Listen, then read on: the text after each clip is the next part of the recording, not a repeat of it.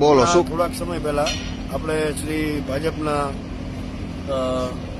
પ્રદેશ પ્રમુખ, ગુજરાત પ્રદેશ પ્રમુખ જગદીશભાઈ વિશ્વકર્મા સાહેબ આવેલા.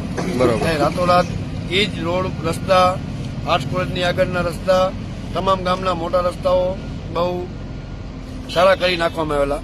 જો આવું થતું હોય તો અમે તો એવી આશા રાખીએ છીએ કે દરેક ભાજપના મોટા નેતાઓ અઠવાડિયામાં 3 વાર આવવા જોઈએ. તો બરોબર. આ મહાનગરપાલિકા થોડીક જાગૃત થઈને, એક્ટિવ થઈ અને બરોબર. પબ્લિક માટે પણ સારા રસ્તા કરે એવી અમે અભિલાષા રાખીએ છીએ. બરોબર. અને એવું પણ બીજું જાણવા મળ્યું છે કે જ્યાં જે સમયે મીટિંગ રાખી હતી ત્યાં રાતોરાત કામગીરી કરવામાં આવી હતી. એ બાબતે શું કહેવા માંગો છો? એ રાતોરાત કામગીરીમાં તો કેવું કે આ પબ્લિકનો અવાજ તો અત્યારે મીડિયા મારફતે સરકાર લગી પહોંચાડવાની આપણે કોશિશ કરી શકીએ. પણ જયારે મોટા નેતાઓ આવતા હોય તો ડાયરેક્ટ એમના ગાડી એટલા કાપલા અને અવાજથી જ એમની આંખ અને કાન ઉઘડી જાય.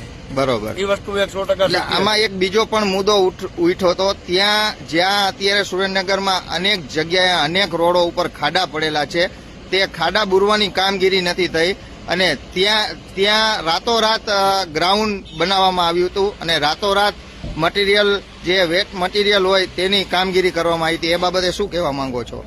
ત્યારે તો મ્યુનિસિપાલિટી એની માટે તત્પર એકદમ એક પગે ઉભી રહે. બરોબર. તમે મોટા નેતા આવે, કોઈ એવા ખાસ સારા અધિકારી આવી જાય બરોબર. તો મ્યુનિસિપાલિટીનું કામ જે રાબેતા મુજબ રોજ કરવાનું હોય ત્યારે આવે ત્યારે કામ દેખાડીને અને જનતાને. મને તો એવું લાગે છે કે જે વેટ મટીરિયલના જે ટ્રેક્ટરો નાખવામાં આવ્યા તો તે કોઈ ભાજપના અધિકારીના ઇશારે કમિશનર સાહેબે કામગીરી કરી હોય તેવું દેખાઈ રહ્યું છે.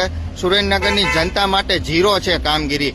બાકી ક્યાંય રોડ કે ખાડા બુરવામાં નથી આવી રહ્યા અને આવા કોઈ અધિકારી આવતા હોય ત્યારે આ લોકો એમની કામગીરી સારી દેખાડવા માટે રાતોરાત ત્યાં કામગીરી કરતા હોય છે. બાકી જનતા માટે કશું કામગીરી નથી કરતા, ત્યાં ઝીરો લેવલે હોય છે. જનતા માટે આટલા વર્ષમાં જો આટલી કામગીરી થઈ હોત તો કોઈ મોટા નેતાને આવવાની જરૂર ન પડે. પડી હોત. બરોબર. આટલા ખર્ચ અને આટલો ટાઈમ જો જનતા પાછળ સુરેન્દ્રનગરની ખર્ચ થયો હોત તો ત્યારે કોઈ મોટા નેતા આવીને રોડ બનાવવા એવી હાલત ના આવી હોત. સાચી વાત. જન સ્વરાજ ગ્રુપ, સુરેન્દ્રનગર.